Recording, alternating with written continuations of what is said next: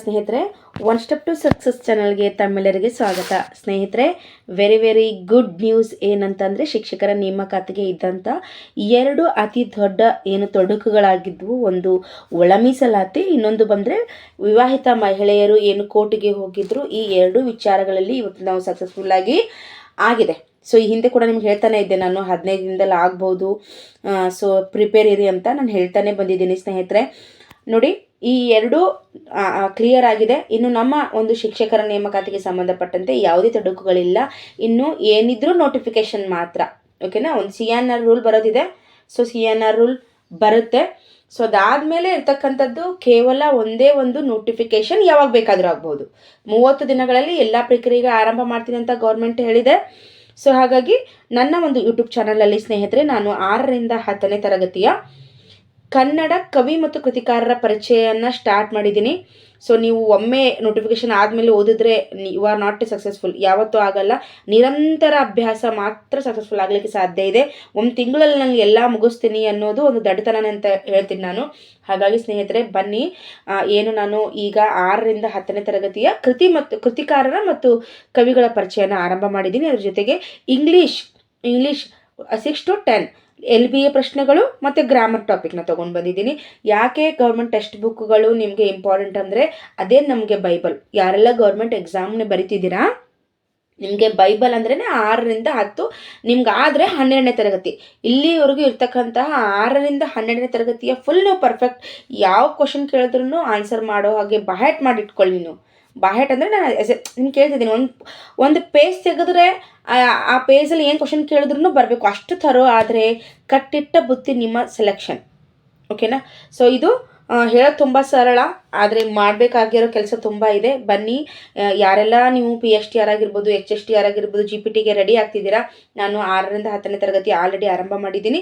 ನೀವೇನಾದರೂ ವಿಡಿಯೋ ನೋಡಿ ಸಬ್ಸ್ಕ್ರೈಬ್ ಮಾಡದೆ ಹೋಗಿದ್ರೆ ನಾನು ಮಾಡ್ತಕ್ಕಂಥ ನೆಕ್ಸ್ಟ್ ವಿಡಿಯೋ ನಿಮಗೆ ಸಿರಲ್ಲ. ಹಾಗಾಗಿ ವೆರಿ ಇಂಪಾರ್ಟೆಂಟಾಗಿ ಸಬ್ಸ್ಕ್ರೈಬ್ ಮಾಡ್ಕೊಳ್ಳಿ. ಬನ್ನಿ, ವಿವಾಹಿತ ಒಂದು ಮಹಿಳೆಯ ಅಭ್ಯರ್ಥಿಗಳ ಆಯ್ಕೆ ಪಟ್ಟಿಯನ್ನು ಯಾವ ರೀತಿ ಮಾಡಬೇಕು ಅಂತ ನ್ಯಾಯಾಲಯ ಆದೇಶವನ್ನು ನೀಡಿದೆ, ಅದರ ಬಗ್ಗೆ ನಿಮಗೆ ಡೀಟೇಲ್ ಆಗಿ ಇವತ್ತು ನಾನು ಹೇಳ್ಕೊಡ್ತಾ ಇದ್ದೀನಿ. ಓಕೆ ನೋಡಿ ಸ್ನೇಹಿತರೆ, ಒಂದು ನ್ಯಾಯಾಲಯದ ಆದೇಶ ಏನು ಕೊಟ್ಟಿದೆ ಅಂತ ಅಂದರೆ, ಸೊ ಈ ಹಿಂದೆ ಹಳೆಯ ಪಟ್ಟಿ ಇತ್ತು, ತಂದೆಯ ಆದಾಯ ಪ್ರಮಾಣ ಪತ್ರವನ್ನು ಹಚ್ಚಿದಂತಹ ಒಂದು ಸೆಲೆಕ್ಷನ್ ಲಿಸ್ಟ್.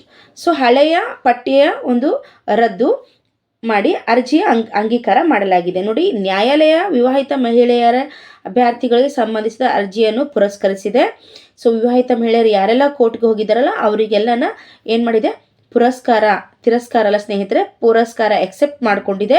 ಸೊ ಈ ಹಿಂದೆ ಇರ್ತಕ್ಕಂಥ 19/10/2023 ಹಳೆಯ ಆಯ್ಕೆ ಪಟ್ಟಿ ಇತ್ತಲ್ವಾ, ಅದನ್ನು ರದ್ದು ಮಾಡಲಾಗಿದೆ. Very important. ಓಕೆನಾ, ಈಗಾಗಲೇ ಒಂದು ಆಯ್ಕೆ ಪಟ್ಟಿಯನ್ನು ಅವ್ರು ಬಿಟ್ಟಿದ್ರು. ಸೊ ಆ ಓಲ್ಡ್ ಲಿಸ್ಟ್ ಏನಿದೆ 19/10/2023 ಮಾಡಿದಂತಹ ಲಿಸ್ಟು ರದ್ದತಿಯಾಗಿದೆ. ಓಕೆನಾ. ಸೊ ಇದು ನ್ಯಾಯಾಲಯ ಏನು ಮಾಡಿದೆ ಅಂತಂದರೆ, ಈ ಹಳೆಯ ಪಟ್ಟಿಯನ್ನು ಮಾಡಿದೆ. ಏನು ಹೇಳಿದ್ದಾರೆ ಅಂತಂದರೆ ಸ್ನೇಹಿತರೆ, ಮೇನ್ ಒಂದು ಸೆಲೆಕ್ಷನ್ ಲಿಸ್ಟ್ ಯಾವ ರೀತಿ ಮಾಡಬೇಕು ಅಂತಂದರೆ, ತಂದೆ ಅಥವಾ ಗಂಡ ಯಾರ್ದಾದ್ರೂ ಪರವಾಗಿಲ್ಲ, ಮೆರಿಟ್ ಲಿಸ್ಟಲ್ಲಿ ಯಾರು ಮೇಲೆ ಇರ್ತಾರೋ ಅವರಿಗೆ ಹುದ್ದೆಯನ್ನು ಕೊಡಬೇಕು ಅನ್ನೋದು ಮೇನ್ ಫಲಿತಾಂಶ ಬಂದಿರತಕ್ಕಂಥದ್ದು. ಮೇನ್ ಆಗಿ ಏನು ಹೇಳಿದ್ದಾರೆ, ತಂದೆ ಆದರೂ ಇರಲಿ ಗಂಡ ಆದರೂ ಇರಲಿ, ಅವರಿಬ್ಬರಲ್ಲಿ ಯಾರ್ದಾದ್ರೂ ಒಬ್ರು ಇದ್ರೂ ಪರವಾಗಿಲ್ಲ, ಆದರೆ ಮೆರಿಟ್ ಲಿಸ್ಟಲ್ಲಿ ಯಾರಿದ್ದಾರೆ, ಯಾರು ಹೈಯಲ್ಲಿದ್ದಾರೋ ಅವ್ರಿಗೆ ಕೊಡಿ ಅಂತ ಕೋರ್ಟ್ ಆದೇಶವನ್ನು ನೀಡಿದೆ. ಇನ್ನು ಹೊಸ ಪಟ್ಟಿ ತಯಾರಿಕೆಯನ್ನು ಹೇಳಿಕೊಟ್ಟಿದೆ. ಅಧಿಕಾರಿಗಳಿಗೆ ಹೊಸ ತಾತ್ಕಾಲಿಕ ಆಯ್ಕೆ ಪಟ್ಟಿ ತಯಾರಿಸಲು ಸೂಚನೆ ನೀಡಿದ್ದು, ಮೆರಿಟ್ ಸ್ಕೋರ್ ಸರಿಯಾದ ನಮೂನೆಯನ್ನು ಭರ್ತಿ ಮಾಡಲಿಕ್ಕೆ ಈಗಾಗಲೇ ಹೇಳ್ತಕ್ಕಂಥದ್ದು. ಇನ್ನು ಪ್ರಮಾಣ ಪತ್ರಗಳ ಮಾನ್ಯತೆಯನ್ನು ನೋಡೋದಾದರೆ, ಈಗಾಗಲೇ ನಿಮಗೆ ಹೇಳಿದೆ, ತಂದೆ ಇರಲಿ ಅಥವಾ ಗಂಡ ಇರಲಿ, ಯಾರೇ ಇರಲಿ, ಮೆರಿಟ್ ಲಿಸ್ಟ್ ಮೇಲೆ ಯಾರು ಹೈ ಒಂದು ಪರ್ಸೆಂಟೇಜಲ್ಲಿ ಇರ್ತಾರೆ ಅವ್ರಿಗೆ ಕೊಡಬೇಕು ಅಂತ. ಆದರೆ ಕೆಲವೊಬ್ಬರು ವಿಚ್ಛೇದನ ಡೈವೋರ್ಸ್ ಆಗಿರುತ್ತೆ, ಏಕಾಂಗಿಗಳಾಗಿರ್ತಾರೆ. ಸೊ ವಿವಾಹಿತ ಅಂತ ಕೂಡ ಇಲ್ಲಿ ಮೆನ್ಷನ್ ಮಾಡಿದ್ದಾರೆ. ಸೊ ವಿವಾಹಿತ, ವಿಚ್ಛೇದಿತ ಮತ್ತು ಒಂಟಿ ಮಹಿಳೆ ವಿಷಯಗಳಲ್ಲಿ ತಂದೆಯ ಪ್ರಮಾಣ ಪತ್ರವನ್ನು ಫೈನಲ್ ಆಗಿ ನೀವು ನೋಡಬೇಕಾದಂಥದ್ದು. ಓಕೆನಾ. ಸೊ ಇವರಿಗೆಲ್ಲ ತಂದೆಯ ಪ್ರಮಾಣ ಪತ್ರನೇ ಫೈನಲ್ ಆಗಿರುತ್ತೆ. ಓಕೆ. ಸೊ ಇದಾದಮೇಲೆ ಆಯ್ಕೆ ಪ್ರಕ್ರಿಯೆ ಹಂತಗಳು ಹೆಂಗೆ, ಯಾವ ರೀತಿ ಇವರು ಆಯ್ಕೆ ಮಾಡ್ತಿದ್ದಾರೆ ಅಂತಂದರೆ, ಫಸ್ಟು ಒಂದು ಹೊಸ ತಾತ್ಕಾಲಿಕ ಪಟ್ಟಿಯನ್ನು ಬಿಡುಗಡೆ ಮಾಡ್ತಾರೆ. ಅದಾದಮೇಲೆ ಆಕ್ಷೇಪಣೆಗೆ ಆಹ್ವಾನವನ್ನು ನೀಡ್ತಾರೆ. ನಿಮ್ದು ಏನೋ ಆಕ್ಷೇಪಣೆಗಳಿದ್ರೆ ಅವ್ರು ನೀಡ್ಬೋದು. ಅದಾದಮೇಲೆ ಒಂದು ಫೈನಲ್ ಆಗಿ ಅಂತಿಮ ಆಯ್ಕೆ ಪಟ್ಟಿಯನ್ನು ನೀಡ್ತಾರೆ, ಕೌನ್ಸ್ಲಿಂಗ್ ಮಾಡ್ತಾರೆ ನಿಮ್ಮದೆಲ್ಲ ಡಾಕ್ಯುಮೆಂಟ್ಸ್ಗಳನ್ನು. ಅದಾದಮೇಲೆ ಒಂದು ನೇಮಕಾತಿ ಆದೇಶವನ್ನು ಹೊರಡಿಸ್ತಾರೆ ಸ್ನೇಹಿತರೆ. ಓಕೆನಾ, ಇಷ್ಟು ಪ್ರೊಸೀಜರು ಆಗಿರ್ತಕ್ಕಂಥದ್ದು.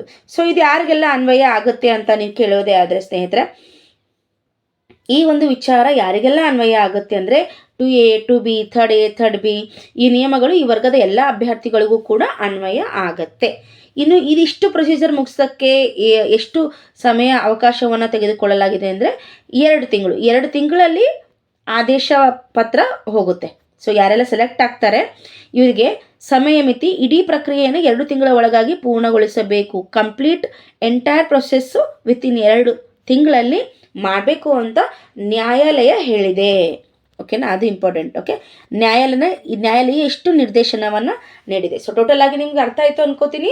ಯಾರೆಲ್ಲ ಮ್ಯಾರಿಡ್ ವುಮೆನ್ ಇರಲಿ, ಈಗ ತಲೆ ಕೆಡಿಸ್ಕೊಳ್ಳೋಕೆ ಹೋಗಬೇಡಿ. ಮೊದಲು ತುಂಬ ಗೊಂದಲ ಇತ್ತು, ಯಾವ್ದು ಹಚ್ಚಬೇಕು ಅಂತ.